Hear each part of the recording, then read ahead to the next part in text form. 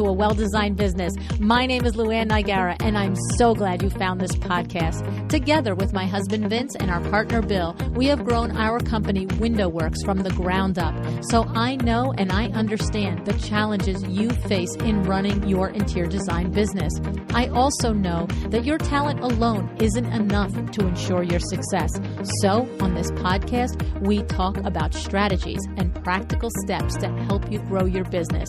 But make no mistake about it, we have our share of fun here too, mixed in with those aha moments that I love so much. This isn't fluff. Nobody has time for that. Whether you are a new interior designer or a seasoned designer, I am here to help you create and to manage the kind of interior design firm that you dream of. It's straight talk and it's action. Are you ready? Let's get started. Hi, welcome to A Well-Designed Business. Today is our special part 2 of our special 8th birthday celebration. In case you missed it, as a nod to the podcast birthday and to our sponsor, Kravet Inc., I've curated a best of episode featuring highlights from past shows. This special best of includes episodes with Kravet employees, as well as a lineup of designers who've also had the privilege to collaborate with Kravet Inc. If you haven't caught part 1 yet, be sure to give it a listen. It aired yesterday, and it is certainly not one that you'll want to miss.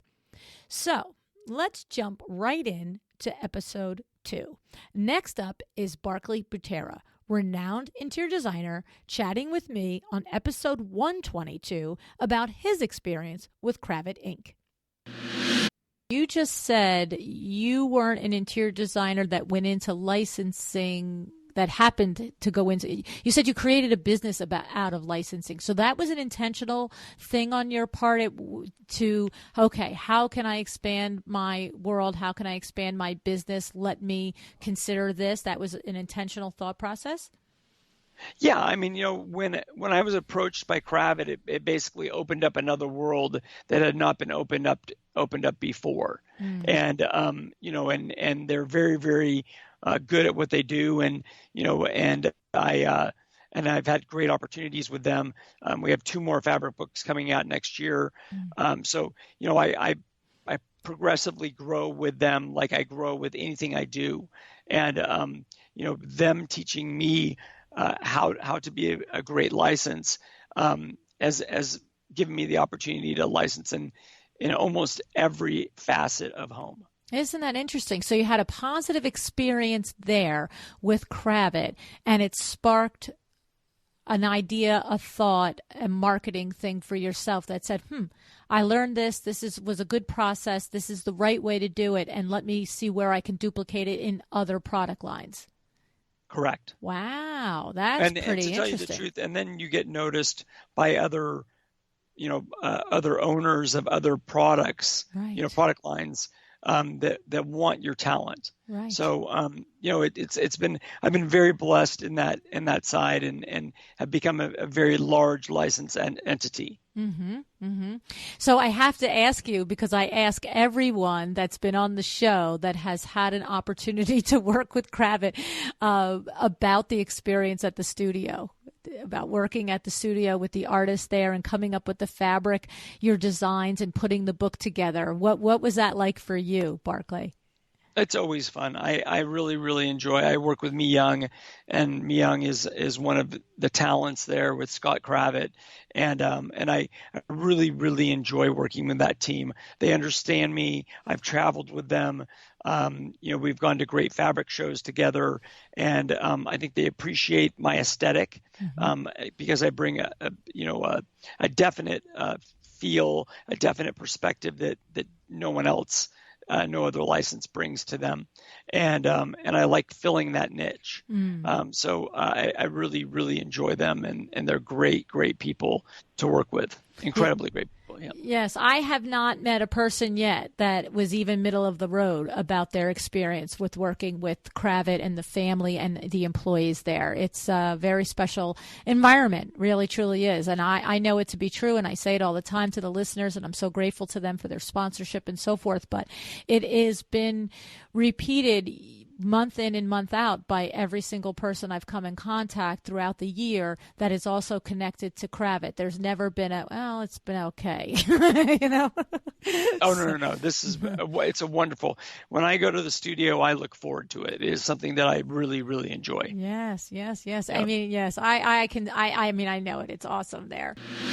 Now, we have talked a lot today about the family and the passion and the commitment to excellence at Kravet Inc. But Barclay brought up such a great insight in this segment.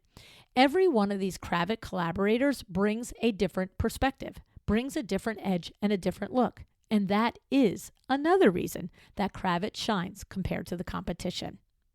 Now, what is Kravet Inc. looking for in a collaborator? Well, our next two clips highlight the importance of creativity and setting the scene when pitching a company like Kravet. Here is a story from the interior designer and artist Barry Lantz, who found out what they were not looking for when he pitched Kravet. You'll like this one. I remember when we did the event for Kravet together and we had that great conversation about your new collection, Canvas to Cloth. Mm-hmm. You told me about the pitch to Kravet. So that to me is tying right into that, being able to sell yourself and the presentation. I feel like I remember the remnants of a story there where you went very creative in that. Would you tell us that story? Well, we sure did. That was like, for me and my affinity for musical theater, putting on a one-man Broadway show.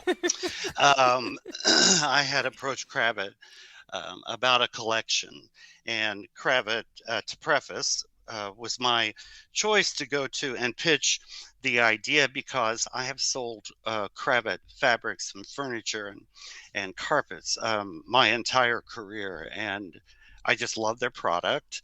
It's our first go-to. It always has been, and over the years I have built a good reputation and friendship with several of the Kravet family.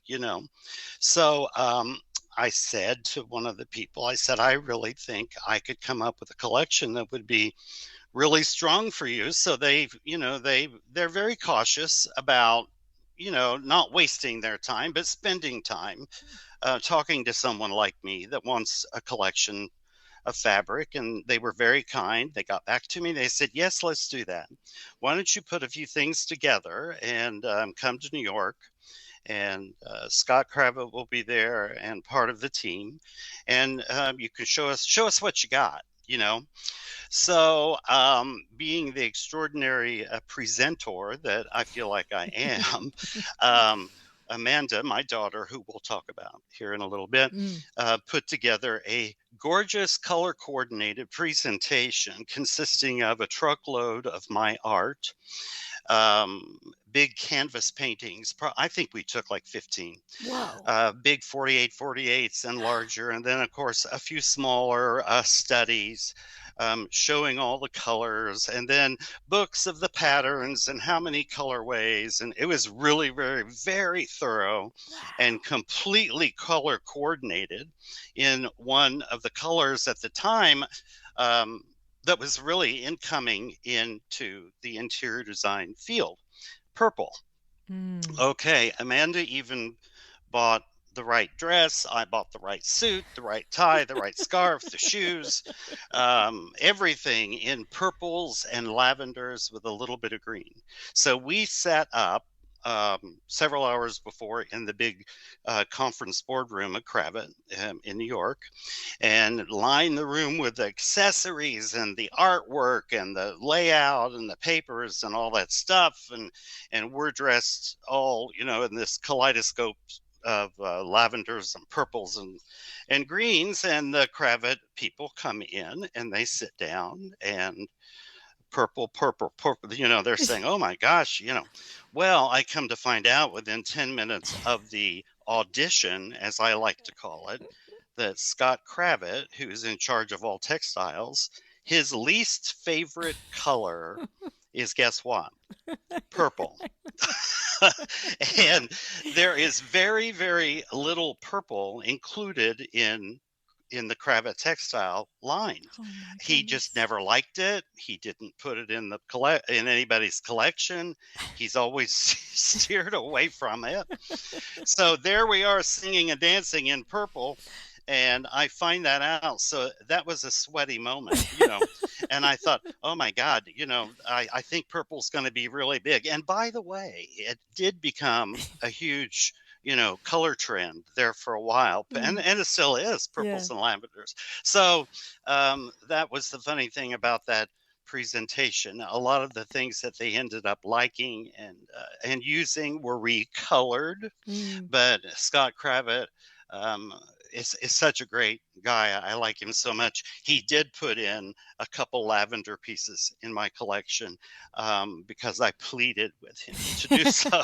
So he was a really good sport. And after a while, after the audition, Amanda and I we went to Hermes and bought him a beautiful purple tie and had it sent over.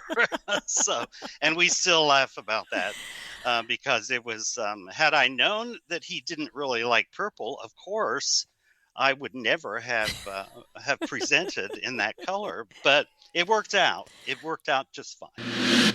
Isn't that amazing? I love that even though Scott is apparently not keen on purple, that he was still open and willing to see Barry's vision. And that beach scene by Mabley Handler, you heard me mention at the end, listen to that story while we're talking about pitching. This is Austin Handler of Mabley Handler Interior Designs talking about their collaboration with Kravet and not only what got them in the door, but what got them to the next meeting and then ultimately to designing the product line. There's also the goal of just simply giving back to the community, being part of whatever charity is benefiting, but it's a pretty expensive endeavor not to hope for at least one or two projects from it, right? So tell me about that. And we've always been lucky because again, we've always gotten great exposure and clients from the rooms that we've done at show houses. So that it's my opinion that you should design a room that at least somewhat relates to the space for you. Yeah. Yes, right. But our experience, at least with the work and the rooms that we've done, is it's borne out. It's worked out for us that it does connect with people. So tell me about that, the Hampton aesthetic. So you have this line of furniture that you and Jennifer have developed with Kravet Inc. And it's I understand from you, it's born out of this Hampton aesthetic in a way. Tell us a little bit about that, Austin. Okay, so we've been a Kravet fabric and furniture customer for a while. We love their fabrics. I mean, they've got an amazing collection of fabrics, especially all the licensed fabric collections that they've brought in. It gives such a dynamic appeal to have all these. It's sort of like a store within a store type of experience where you've got a great range of product, but depending on what you're looking for, you've got all these great design collections that if you like more of a fun, funky, wild aesthetic, you can shop a Jonathan Adler collection. If you like more calm and soothing, you can shop a Barbara Barry collection. So we've loved that. We connected with that right from the start. And we've loved their furniture. And some of their pieces had a combination of upholstery with exposed wood finish parts of the frame. And we like that. We like combining materials. So we would use some of these pieces of furniture.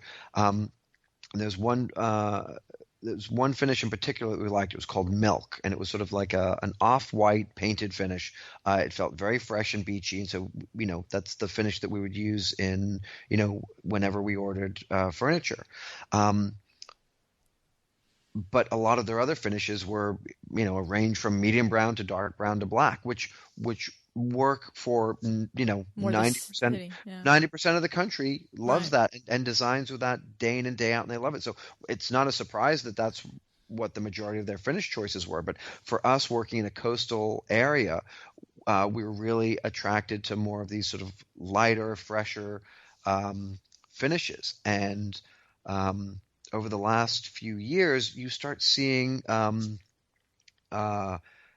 more interesting, more organic wood finishes, oak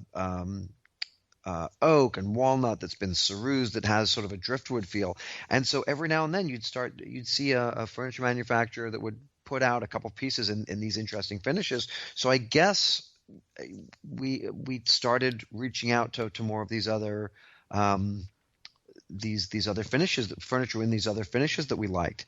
And one day, a couple, and we go with what we're attracted to. Right. And so it's a funny story. Don't tell anybody. No. Well, but here's what happened, and in retrospect, it's like such a great instinct. But our Brad Dahl, our fabric and furniture rep from Kravet, came into our showroom, into our design studio, and asked if he could sit down and talk with us, and we said sure. And he said, "Guys, what's going on? Your furniture numbers are down. Or are we doing something wrong? Is there a problem?" Rep. And and it kind of caught us off guard because it wasn't a conscious decision to stop doing Kravet furniture. It was just, we loved what we had done with them, but because of the limitation of this the finishes you were looking for, finishes, we were just kind of going with new, fresher things that we saw. And so we sort of thought about it and said, well, no, it's, you're great. It's nothing to do with you. And it's not you, it's me. No, it's not me, it's you. In that case, it wasn't him, it was us. Right. We explained this, and he said, well, do you want me to, put together a meeting with, let's get you together with our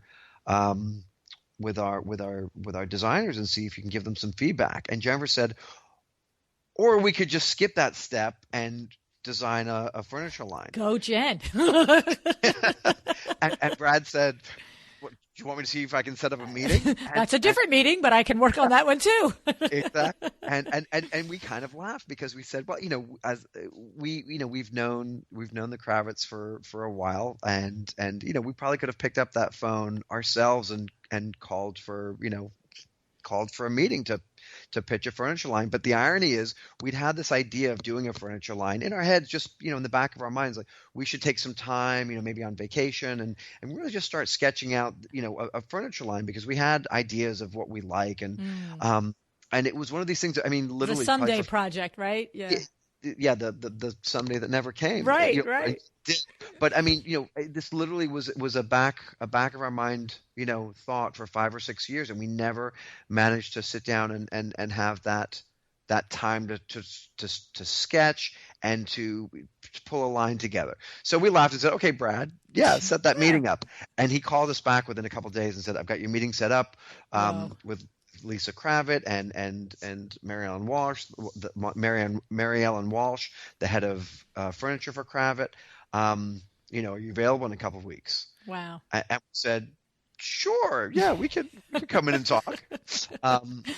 And so we did, and it was, we weren't pitching anything specific. It was just a conversation about if we were going to do something, what it would look like, what we liked, what we saw in terms of trends, what our aesthetic was, and what we talked about was our design work in the Hamptons and what we are, the types of the projects gaps that you felt were in their line, right?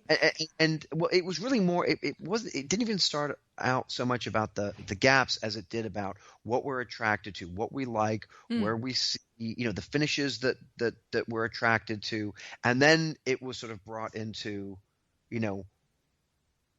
what they had within their line that we had been working with, and why it stopped at that point, and which of course led to the conversation about the finishes. But what was great was in the conversation, Mary Ellen especially, we definitely seem to be seeing the same things, these cerused oak finishes that we talked about, that we're really attracted to, but done in a refined way. So it was that balance of a sophisticated quality furniture, but that had a visual reference to, driftwood and to the beach without, hitting you over the head with, I'm beach furniture, right. Buy me for your beach house. Right. Right. Yeah. We all seem to be very much on that same page. That was a good direction. And we also mentioned that we like the combination of upholstery and wood and metal detail, just to give the furniture sort of very rich, luxurious textured feel. Even grass cloth. We'd been doing some furniture with lacquered grass cloth and or that had elements of grass cloth on it. Like, some lacquered furniture that had lacquered grass cloth tops. So the success of this meeting depends on your two abilities to create this vision that Lisa and Mary Ellen could relate to and see where it was going. And of course, as interior designers, I'm not even, and all unsure or unclear that you were able to do that. But it also depended on them understanding a need for this. And I mean, look, you're Absolutely. a coastal community, but there's an entire coast on both sides of our country, let alone wherever else, they're servicing. So, but to make a financial investment in it and everything else. So start to get us down that line. So get us to. It was our reputation, and success in the Hamptons that right. We like to say got us in the door, but what got us to the next meeting was the concepts that we were talking about. And the Hamptons it's an area that we work in, but Hamptons is also an aspirational lifestyle that people in other parts of the country aspire to try to emulate recreate it sometimes, yes. and it might not be in their whole house, but we have a friend that previously lived in Dix Hills in the middle of Long Island, in a suburban setting, but her master bathroom when they renovated their house, she wanted to have her Hamptons bathroom. Absolutely. I can't tell you the number of times we actually use that description. I'll be at a client here in New Jersey or whatever, and they'll say, I want my bedroom to look like the Hamptons. I want my great room to look like the Hamptons. It's a verb now. It's an adjective or whatever the hell it is. Right? It is, because it does capture that concept. Your brain gets a whole vision when you say that. It's a summer destination. Yeah. It's relaxing, but it's stylish and sophisticated. It's high sophistication. Exactly. Yeah. It really does encompass a design aesthetic that doesn't have to just live out here. It can live anywhere. So and because Kravet is a worldwide company, they understand that there are trends that do carry nationally and globally. It's not just a regional trend. But with what we talked about, and a big part of this, which I'll touch more on later, was doing something that was evocative of the Hamptons, but still had versatility to work in other markets. And we mentioned that, and I think that was obviously a big part of it. So at the end of the meeting, we all seemed like we're very much on the same page. And the next step was they asked us to design, to sketch out and present a lifestyle collection of furniture, encompassing, living, bedroom, dining, our whole vision for, keeping in mind, the projects we do, what would we design for a project that we do. So this was, May, June that this happened, and we worked on it over the summer. This was 2015, over the summer of 2015, and met back with them in September and presented our sketches and our concepts for the collection. And it's funny, we were in the meeting at their headquarters in Bethpage. It's about an hour and a half away from here. So we drove in for that. We set the room. We brought in hydrangeas and made full our court pitch. press. We were selling the Hamptons aesthetic. So, I love it. We've got to sell it to them first before they can sell it to everyone else. And it seemed like it went really well. And Wait, so I have to wait. You brought the hydrangeas as a mood enhancer to their spaces in Long Island. Is that what you just said? I'm sorry? You said you brought hydrangeas into their space in Long Island to set the mood of the Hamptons. Is that what you said? Yes. Yeah, we absolutely. What'd you say? Could you guys all step out of your own office while we set it up, please? No. We were meeting in the conference room, and we got there early, and we brought, a scented candle from the Hamptons, and we brought hydrangeas in, and we even set the lighting in there, so it felt very. I love it. Talk about how to pitch. I mean, Okay. we're unscrewing fluorescent light bulbs, you know, Oh my and God. Did you replacing them with bring removable light bulbs. shells and a little sand and put it on the table? Those are things that were discussed in earlier, you know, in concept meetings, and we didn't go quite that far, but we brought in enough of the Hamptons Were that you when in they your walked in. bathing suits with a towel slung over your shoulder? Go big or go home, right? Austin and Jennifer were committed to their pitch, and Kravet saw that they were bridging a gap, and it has been a successful partnership ever since. Now, let's go from the Hamptons all the way to the other coast and hear from Sue Firestone. Sue's client list features the world's premier 5- and 6-star hotels, as well as A-list residential clientele. And I wanted to share a clip from her episode where she shares her secret sauce for breaking into the luxury, high-end, exclusive residential market. I know as soon as you said most of our clients are billionaires and all of this and it's word of mouth, I know dozens of designers listening went, but how do you get there? How do you get, I think we all completely can understand that once you're at that level and you prove your chops, it really is referral because there's a whole club that happens at that 1% level. You know what I'm saying? Like, so, for sure. And if you prove yourself not only talent wise and project management wise, but you prove yourself to be all the other things that you mentioned as far as being respectful and all of that, then they are going to refer you to their other 1%er friends. But what is the secret sauce for putting your foot in that door and trying to nudge your way in for a firm that is working in the luxury field now, Sue, and has, you know, a nice staff and some chops and thinking, yeah, but how do I get in that door? Anything go to mind there? Does it always come with a connection? Is that really what it comes down to? It's interesting. I'd say the best resources for us have been when we first moved into doing high-end residential, believe it or not, was real estate brokers and befriending them and helping them out, doing a favor, walking a project and giving the broker, the realtor tips on how to, actually showcase the home to make it look better for selling it.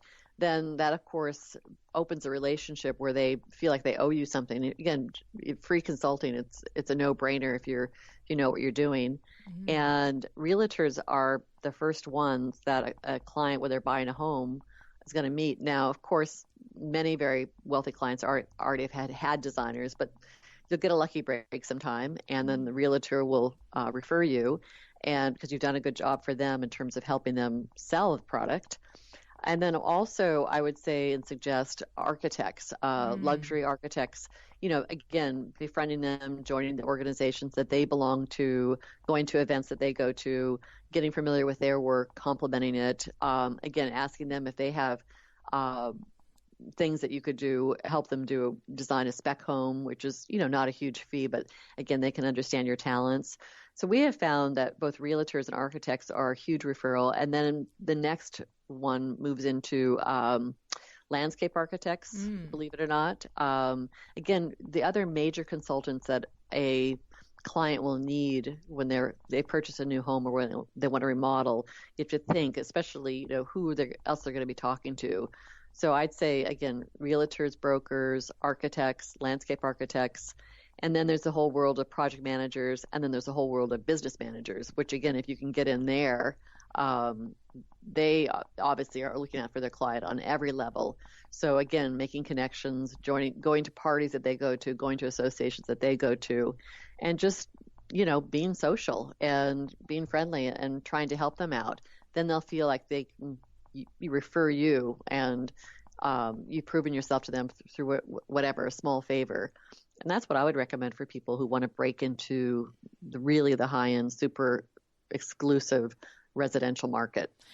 Such great advice in there. And what's so funny is I think that we overlook and we think, oh, the realtor is only for the level of buying the $500,000 home and getting the opportunity to pick paint colors for the client moving in, and forgetting that, Yeah, that's another whole the realtor that is handling these exclusive type of clients is also themselves that highest level exclusive realty firm. So to go in and be, as you said, to be someone who creates a relationship with them, adds value to them, makes their life easier. These are all the things. These are basic business principles, right? Every single level, whether you're working with a client or you're trying to cultivate a relationship with a realtor or an architect or a landscape architect or the business and the project managers. It's be available, help that make their life easier. And the thing is, at this level, Sue, you mentioned free advice. So we don't have to automatically think, hey, I get to this level in my design firm and now I charge you to walk through the door. There's a place for that conversation, right? There's a place for knowing your worth. But this is really marketing. And so when you attend an event and maybe you meet a realtor and then you say, hey, I can help you with that. There might be a situation where you'll say, and I will do it for you at no charge. I'm going to put my little team over there on Saturday and we're going to take care of it, because that's no different than putting an ad in front of that realtor. Is that what you're expressing? Yes, right? Absolutely. Absolutely. Right. And again, it's, if it's something that you're good at and you can offer them that service, then again, they'll be much more open to referring you. And it's just a matter of again, being social, joining these organizations, making yourself known. It's all organic. It's an organic way of marketing rather than social media, or even, back buying to print ads. press. Exactly. Right. I think it's much more effective the organic way. Yeah. Sue is, one of those original #smart ladies, right? When you have the experience that Sue has built over the years of her career, it is no surprise that Kravet Inc. saw the value in creating a collection with Sue. I encourage you to listen to her full episode and to check out her collection.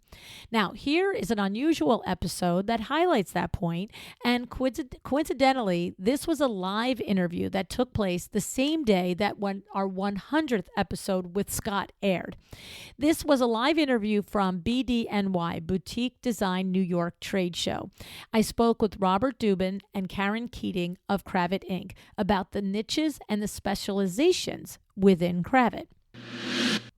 We're very excited about our Top of the Bed program, which is fully fabricated bedding for hotels and or healthcare, both of them. We also have introduced privacy curtains for the healthcare, so we're very excited about that. It's a new foray into a new market for us that we've been trying to penetrate for the last 2 years, but we've always had upholstery for the healthcare division, so we're very excited about that. Karen's brought out some beautiful draperies, decorative sheer program. We've got some beautiful GIS Krypton product, which we are the only ones that offer guaranteed in stock. That's due to Kravet and Kravet contracts. So let me ask you a couple of questions in there. So you were talking about privacy curtains. Is that a ready-made drapery line? Like, what does that mean? What do you mean when you say that? Because, I'm a window treatment professional, so I'm like, whoa, what's happening with that? In hospitals and in acute care or hospital facilities, that curtain that comes across, the cubicle cloth. So that's what we've done. The privacy. So, okay, we call it cubicle curtains. Okay, so the privacy curtain. So what you're describing is that if I were a designer and I have an opportunity to do a nursing facility or a hospital facility, you have patterns available, designed, and 10 patterns available in cubicle curtains, and we can just pick and choose. Absolutely, and not only can we give you the cubicle curtains, but we have the upholsteries to match. Karen's worked very closely with the upholstery that she's developed for us to tie in go-withs. So not only can we offer the privacy curtain, but the vinyls or the upholstery that meets all specs for healthcare divisions. So. I interviewed Scott Kravet last week, and his show is live today because today is our 100th episode on the podcast. That's right. And that's great. It's coming up on our 100th anniversary. That's right. We talked about that. But the thing that I wanted to bring up is that I learned from Scott last week, and it made me remember it when you just said it, is that Scott said that Kravet very carefully crafts all of their presentation books, their sample books, to have a story so that you have all the different items. So he talked about it from the residential end, the sofa, the drapery, the sheer, and what you're discussing is that you're giving the cubicle, the privacy curtain, and then the vinyl for maybe, the bed or the end of the chair, what is it? The guest chair, right? Headboards, whatever we can do on the hospitality side. So yeah, everything. There's always a story. There's always a story. We are storytellers. I love that. And Karen creates, so I can go out and sell. Okay. A great marriage here. A great interior design mind, and then a salesman that can show. So tell us, your studio, Karen, is at downtown, right? Yes. Flatiron area, New York studio. My favorite studio on the planet, and you all know I'm a broken record with that. If you want to hear about how much I love the studio, all you have to do is listen to the episodes with Mary Fisher or Candice Olsen or Denise McGahey, Elizabeth Lamont. I'm trying to think of all of them because they all rave about the experience. What I love about the studio, and I've said it many times to the people on the podcast, is the creativity that happens there. So, Karen, you're in charge of the contract design that happens at the studio. Tell us a little bit about your staff and the people that work for you there and how many of you create all of these beautiful things. Please don't tell me it's just one person that comes up with all this, right? It's Karen. Is it? It's Karen. It is. I work to do the product that we book that goes to customers in their libraries. We also have another team that does all the custom work for special projects that a customer might have or want to develop or need to treat or change in some way from our line or something they have on their own they have inspiration for. And we also have a print department where we develop lots of prints and do all kinds of CAD work and design work. So. Now, you were telling me a little bit about, it was news to me, and it's probably not going to be news to all of the interior designers listening, but they're used to me learning new things on the show.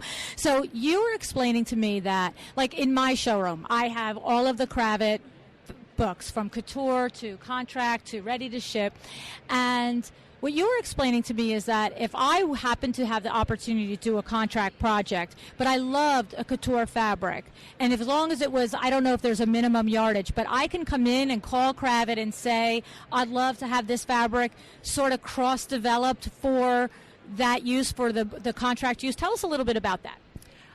You can definitely do that, and we love when people use our high-end product for inspiration. Depending on your project, you can use the actual fabric if you hopefully have the budget. We can treat it, we can figure out what your application is and make it work for you. And we can also value engineer it to work for the budget and application codes that you need for the project. So. It's something I would never have thought of. You know, I would look at a project and say, this fabric would be fabulous for these 4,000 bedspreads for the Hyatt or the Marriott, and thought, well, I can't have it.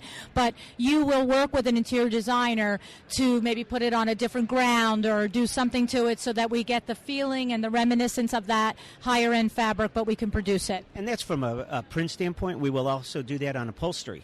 So we will take a couture upholstery fabric and value engineer that, or a Brunswick and a fee, or a Lee Joffa. So we specialize in doing specials, both prints and wovens. In addition, and on the top of the bed, the bedding program, that is created specifically for a brand, and they can create their own look and their own identity for their top of the bed. Okay. We support those programs. Is there anything that Kravet doesn't do? In that interview, it was wild that right smack in the middle of the trade show floor in New York City, Robert and Karen went on to share even more about Kravet, working there, and all the tools they offer. So go back and listen to the whole show, right? You're not going to be disappointed, promise, okay? Now, moving on, here's a name you might just recognize. Nate Berkus. This is episode 433, and we are discussing his new collection with Kravet, Inc. called Well Traveled. In our chat, Nate talked about so many incredible things that we had a hard time picking which clip to share. So if you have somehow missed this show, definitely listen to the full episode.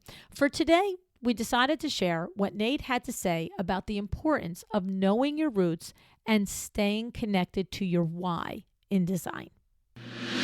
So I have to ask a kind of a blunt question. with everything that is happening with, the Kravet collection, with the TV show, with your other licensed product lines and so forth, the Target thing, do you keep the design firm for truly objective money diversification? Do you keep it because it's an absolute passion to keep your hand on designing? Do you keep it as a nod to LuAnn, her talent and her skills and loyalty to her? What's the deal with that? Good question. Questions. I think that, many years ago, I when I was first on the Oprah show, and I started with licensed product years and years ago at Linens and Things, which was my first major collection and partnership with a retailer. And then I put my first book out, which was very sort of drilled down how to book for people it was targeted towards the Oprah audience.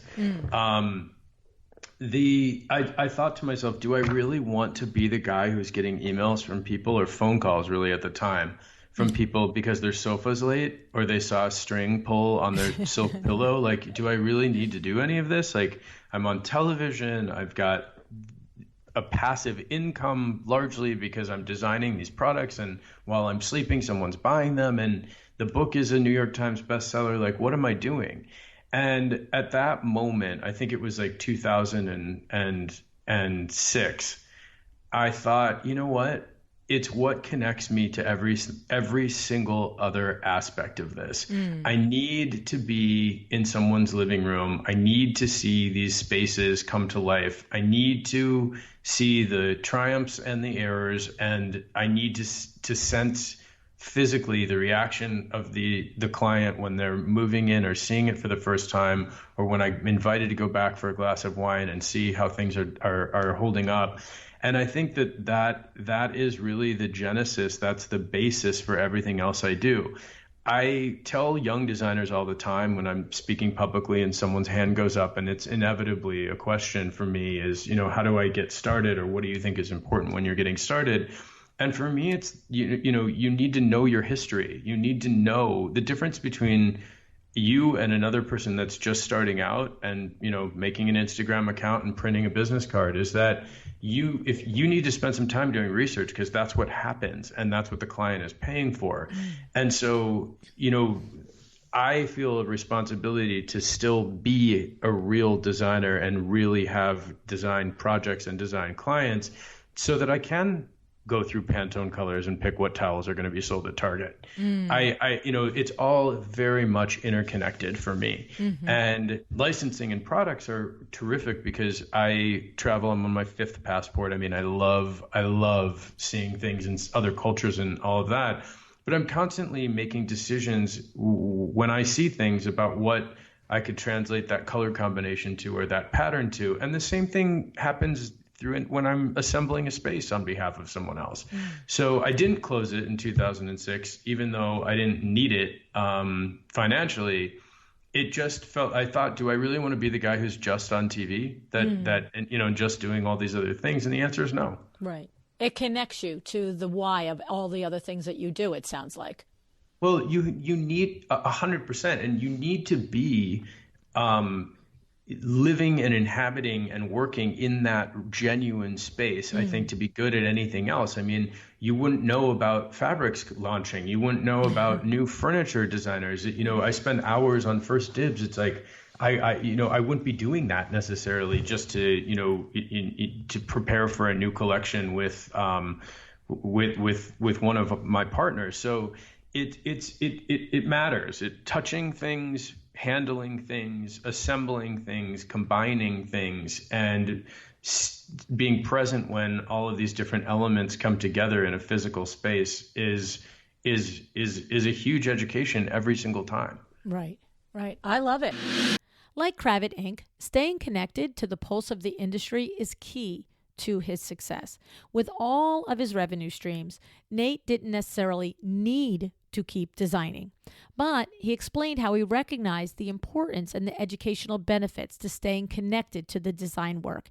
He saw how keeping one eye fixed on the needs of clients and upcoming trends keeps him one step ahead when working on a new collection or writing his next book.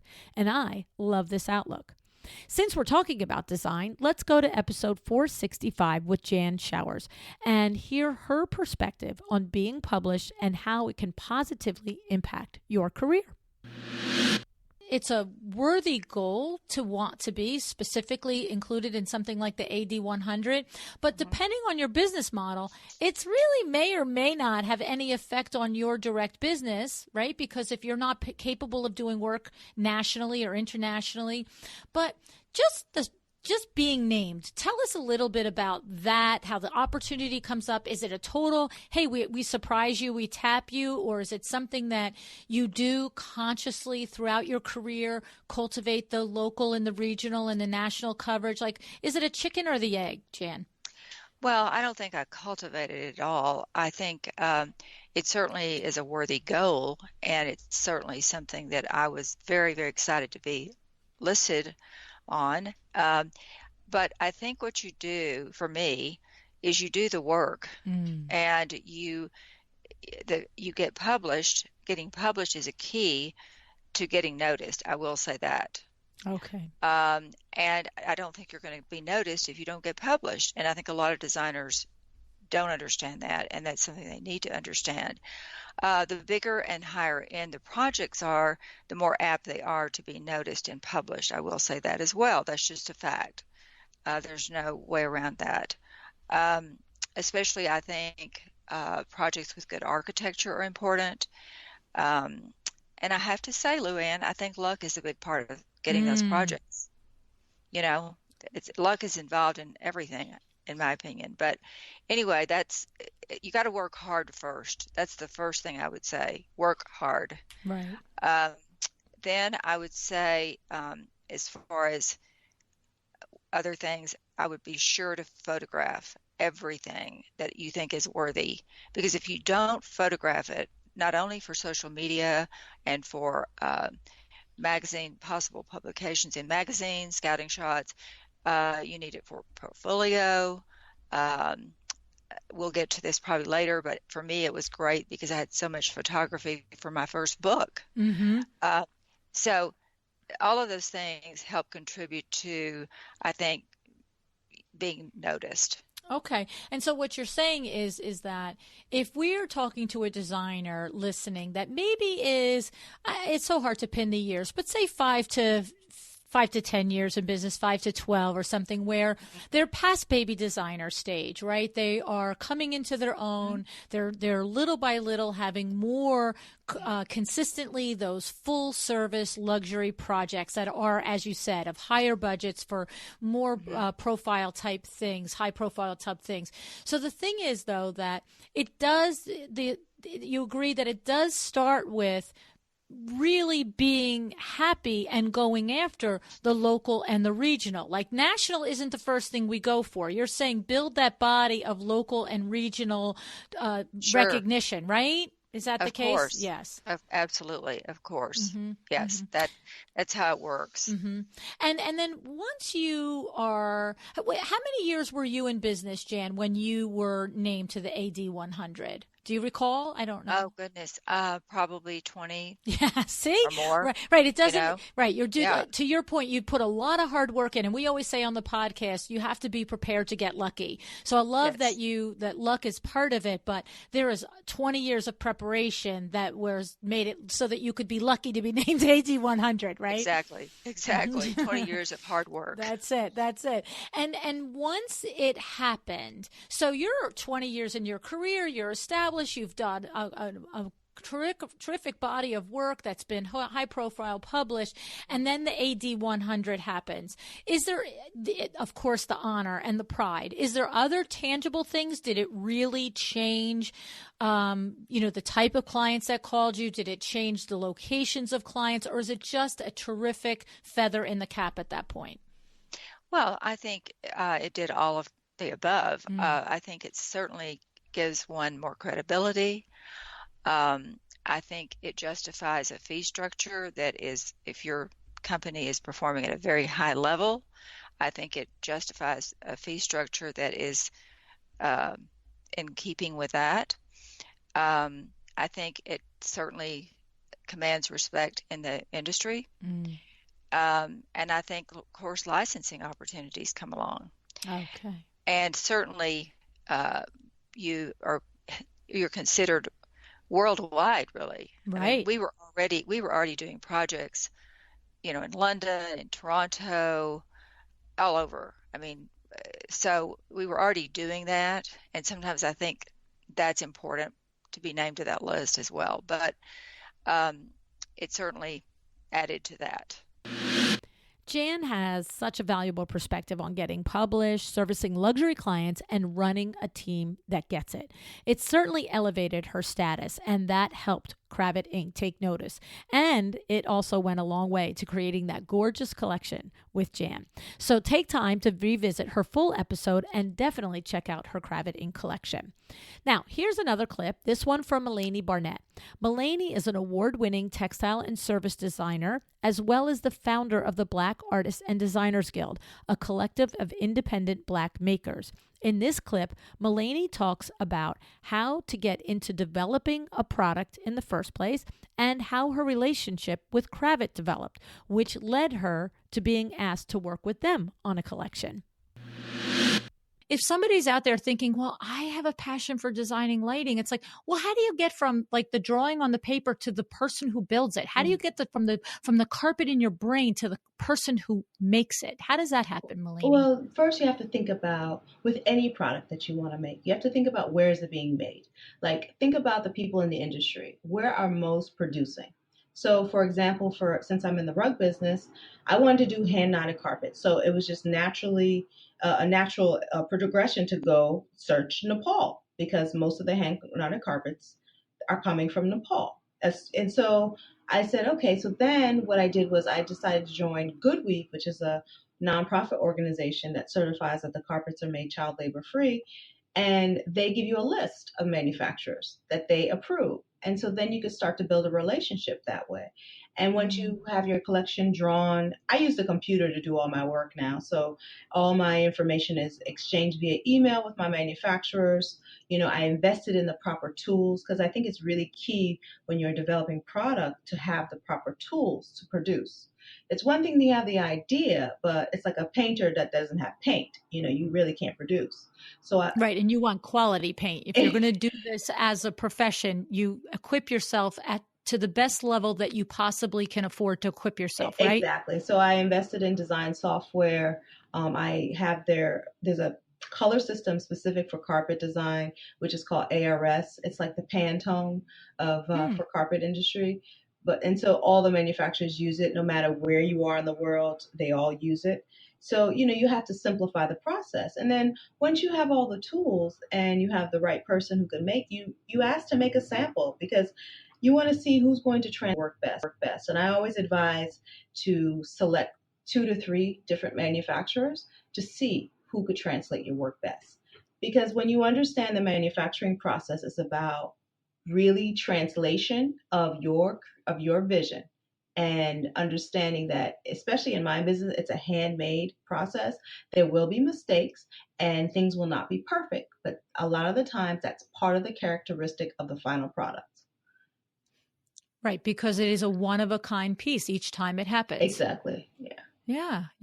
Okay, so I love it. So it's do the research in whatever field that you're pursuing, understand the manufacturing process, find the places that are known for making and producing the product that you want to pursue, and then actually having samples developed with those different 2-3 resources so that you know for yourself firsthand that they're understanding your vision when you speak in words, that they're getting it in pictures and colors and stories. Yes, exactly. Did you approach them? They approached you? How did that work? Well, they approached me actually, but to be honest, it's about developing a relationship. And it's been 5 years that I developed a relationship with them, where, I met the gentleman who runs their rug department. Mm-hmm. And, he's been following me from the beginning. I connect with him. I see him at events. He knows what I'm up to. And it wasn't until we were at an industry event and he said, Malene, he's like, we need to talk. Like, what are you up to? We have some things that we're doing at Kravet and I'd like to get you in on it. And so that's how we started the conversation. Interesting. So what you're explaining is that at some point 5 years ago, you just introduced yourself. You just went up and met somebody at an event. You didn't expect anything. It wasn't asking for something. It was just the networking and being present and going to events and letting people know who you are and what you do, so that when the time comes, maybe they think of you for certain things. That's exactly what I did. I love it. Do you know what's funny is I keep referencing other interviews because, a lot of your things are ringing true. I was just interviewing Ren Miller, who's the editor of Design New Jersey, which is a shelter magazine here in New Jersey. And what he said to all of us was, look, come meet me at a trade event. Send me an email. Tell me what your expertise is. I might not need it now, but in 2 years or 3 years or 4 years, I'll remember that that's what you do. And I'll call you and say, I'm doing this now. Do you want to, be part of it? And you're saying that's exactly what happened with Kravet. I love it. Yeah, it's building relationship. And they're a fabulous company to work with. Do you find that to be true? Yeah. I'm having a really good time developing. Yeah, I love the gang at Kravet. I mean, I know that they're my podcast sponsor and everything, but the love was first. The sponsorship was second. Oh. I have a news flash for you.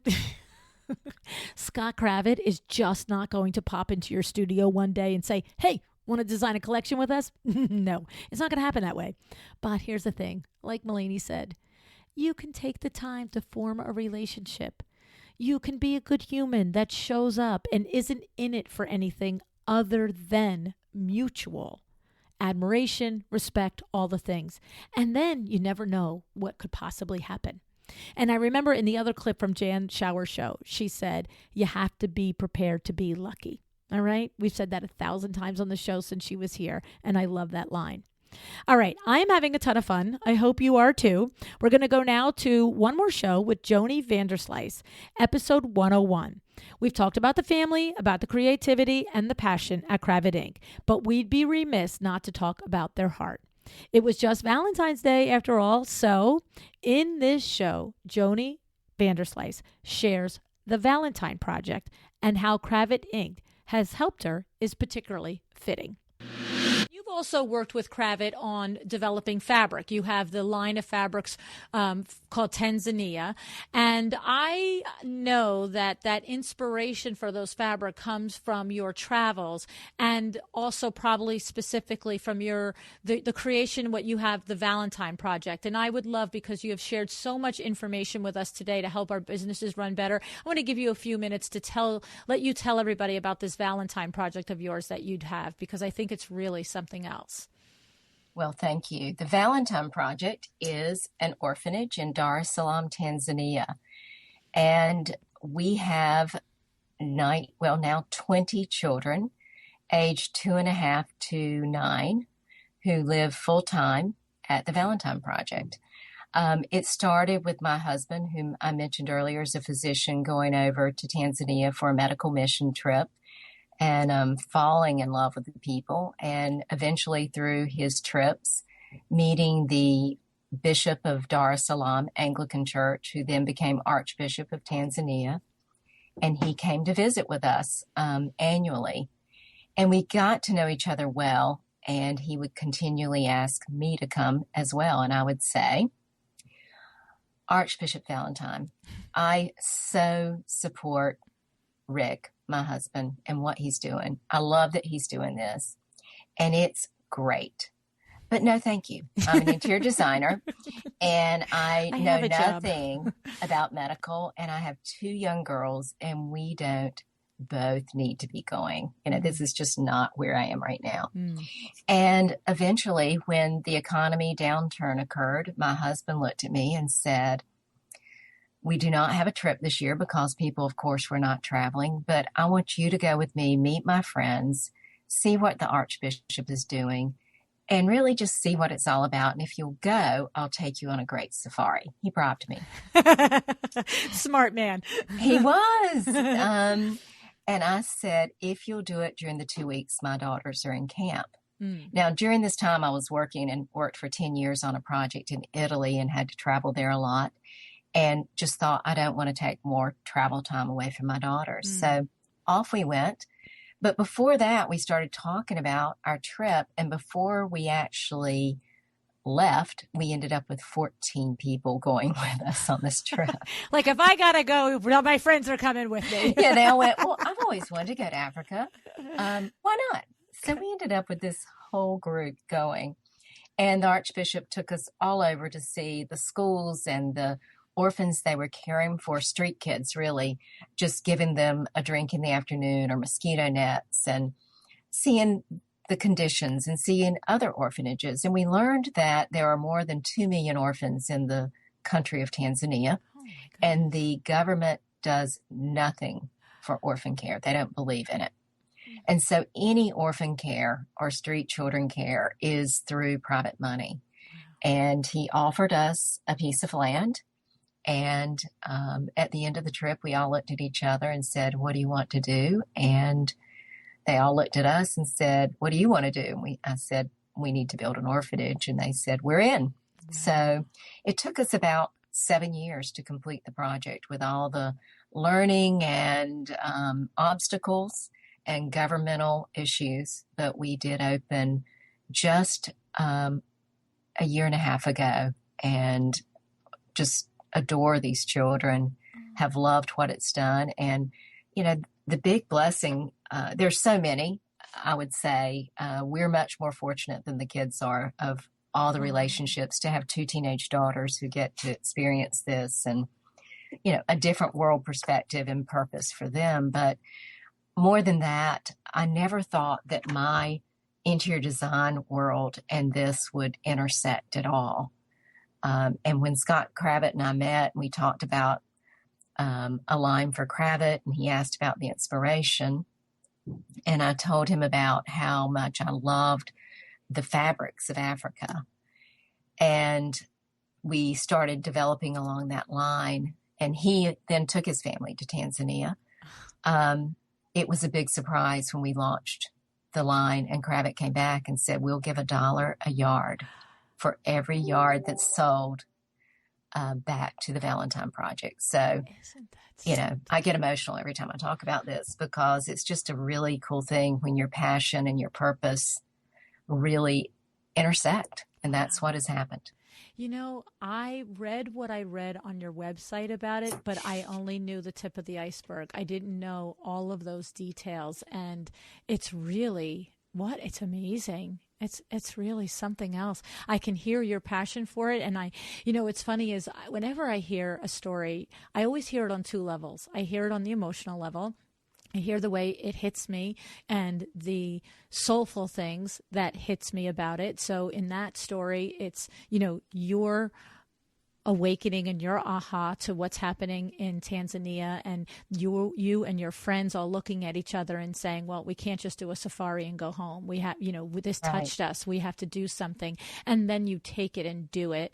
And then how, you have the opportunity to, develop a line for Kravet, and you make your connection, okay, to what's happening in your soul and what's happening in your purpose. And I love all that. And then I hear the business side of it. And I hear the Archbishop, who just every year, Joni, because you know what? He's a smart man, and he knew he was getting the skills and the gifts that your husband was bringing, but he knew if he had 2 of you that something else would happen, whether he knew what it was or didn't. But he just, as a smart man, said, if I get both of them jazzed up about our cause over here, these people are smart movers and shakers, and they're business people, and they're influencers, and they're going to get something going on. And then I see Scott Kravet, and the soulful thing is that the $1 coming across for every yard of fabric sold. I didn't know about that till you just said that. And, it's a business decision too in there, but he didn't have to do it. He could have just said, here's $1,000 check for your organization. And that would have been amazing. But to consistently every single yard sold across the world, that's a big commitment to somebody's cause. And look, Joni, you're an amazing person, and I am absolutely in awe of you. But you're one designer. He's, he comes across hundreds of you in a year. You know what I mean? And it's quite an honor. It is. It's really something. And I just have to say, every time I listen to someone's story and their interaction with Kravet, and people think I'm probably just full of nonsense, and they only say it because they're a sponsor of the show. But it is not true. What is true is every single time I talk with somebody who has interacted with Kravet on a business level, there's always some extra thing that Kravet does for the designer, for their community, for their business. It's to a person. It's remarkable, really. It's remarkable. It is their culture. It is. They do give back to our business and to our greater community and to us so much. Wow. That is a great example of what sets Kravet Inc. apart. And I think the world of these people. You know that. But this is why. Kravet Inc. is the whole package. Beyond the beauty and the business savvy, they are good, kind people. This is just one story of their altruism, I promise you. And those are the kind of people we want to partner with and collaborate with, right? We all choose who we do business with. Choose wisely. And know that if you choose Kravet Inc., you're making a good choice. One little last bit of audio I want to share with you. This is from the Docuseries. If you haven't seen it yet, you can find this 4-part Docuseries by my dear friend and esteemed colleague, Jude Charles, on my website, LuAnnNigara.com/doc, D-O-C. In the Docuseries, Jude had a chance to sit down with Carrie Kravet, and this is how I want to end this beautiful show. Our industry is one that is all about relating to people. Designers spend their lives making people happier, creating better environments for them, and constantly communicating with people. And we look for that in a partner too. What is it that you like about LuAnn's podcast as you're listening to it? She's very human. She's very, just enthusiasm just spills over. She's the kind of person who, when you listen to her, she wants to make you just smile. It's like, you're very engaging, in talking to you. There are certain people that you just feel good about being with, and she makes you feel good about herself, yourself, and whatever she's talking about. Her enthusiasm is really almost overwhelming. It just bubbles up. Her knowledge is fantastic because she's from the industry. She's done it, so she understands what designers go through. And her passion for what she's doing is just infectious. When you see someone, you meet someone for the first time, sometimes you just feel it. And she has that. I guess it's that it where you want to work with her because you know that this person's going to be successful, that she is going to treat you fairly, that she's going to treat the relationship as a partnership, and she is someone who wants to grow with you and is willing to, has 2 ears and 1 mouth, and is always there for listening and saying things that are wise, that are influential, that are well thought out. That right there, that is exactly why Kravet Inc. was my first call. It's why our partnership is so strong. The same values that I see in them and I love about them turn out to be the same values they see in me. And that mutual respect means everything to me. Carrie didn't even know what a podcast was when I pitched them, right? Just like the Vincennes didn't know either. But like Vin, he listened. And even if he couldn't see exactly what a podcast was and why it mattered, Carrie could see that we share a vision and a mission for helping you be better at what you do. We share this commitment to our industry, and that was enough to get us to where we are today, exactly 8 years later and nearly 1,000 episodes later. On a side note, I will tell you, not too long ago, Vin and I had the chance to spend a nice, unhurried evening talking with Carrie and Lisa Kravet. And it's uncanny. It was funny. Vin and I were like chatting all the way home about how uncanny and how alike we actually are. Lisa and I were finishing each other's sentences, comparing notes about kids, the grandkids, and about how we were working moms in a family business all the years, raising the kids and stuff. And it turned out that Carrie and Vin were over there talking about how much they both love work and they're still jazzed up and enjoying running their companies and so forth. But now they're at a point where they enjoy escaping to their weekend home with the family for downtime and fun time and for watching ball games, recharging for the work week. Aligned values. So crazy. I'm so grateful the four of us had that chance to spend that time together. I hope you enjoyed this tour down memory lane, and I hope it helped you get to know this company I care about so much. I hope you are eager to revisit these iconic episodes for their nuggets of wisdom. The full episode with the links to all of these beautiful collections and conversations are going to be in the show notes. Now, before I go, I mentioned earlier that we've had many events with Kravet throughout the years, and we do have another one coming up on March 21st, 2024 at the Kravet Inc. showroom at the Stanford Design Center in Connecticut.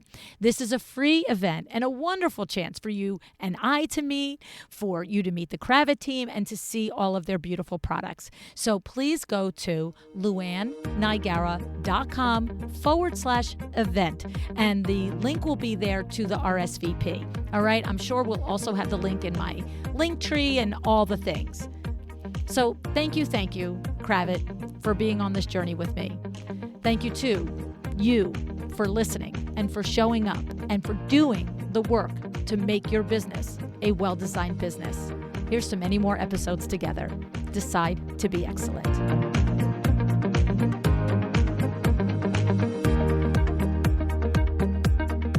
Thank you for joining me today. This podcast is a production of LuAnn Nigara, Inc. If you want to know more about me, my books, or LuAnn University, go to LuAnnNigara.com.